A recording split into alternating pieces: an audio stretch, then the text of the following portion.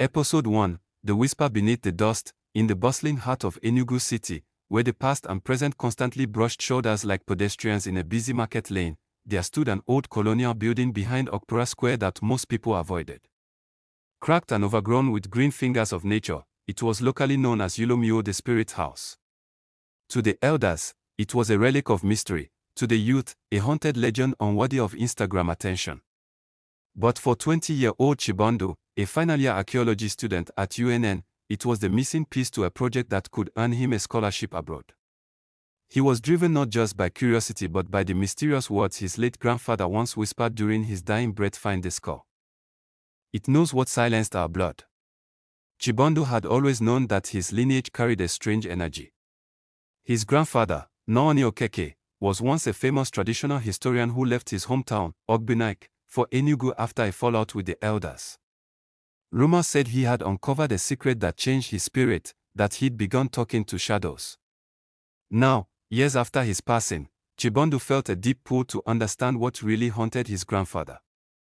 With his father disapproving and warning him to leave ancestral things where they sleep, Chibundu gathered a group of trusted friends: Adaeze, a tech-savvy vlogger with deep Igbo cultural roots, and Ifeanyi, an easygoing but brave young man who had connections with urban explorers.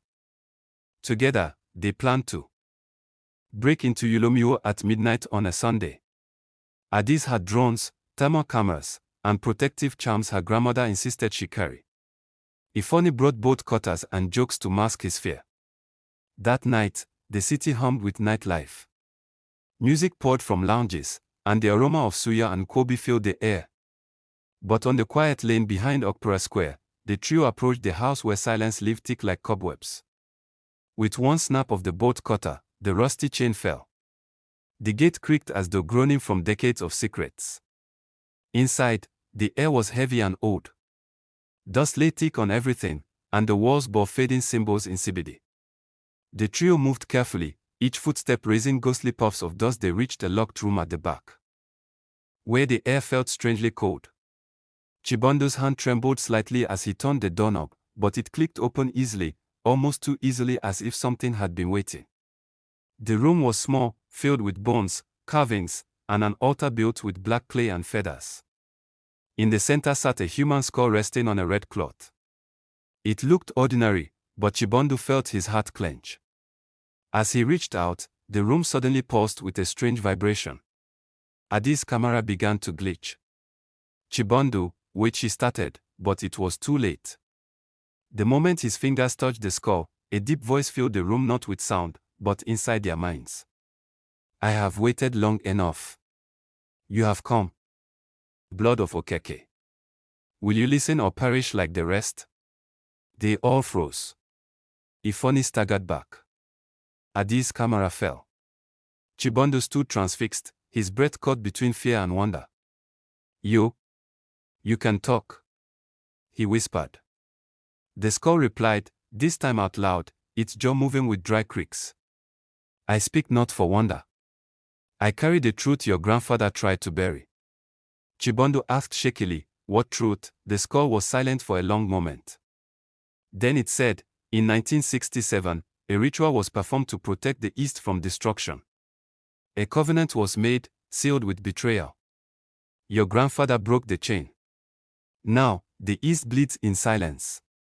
Adaeze exchanged a nervous glance with Chibundu. "This is getting deeper. We need to record this properly."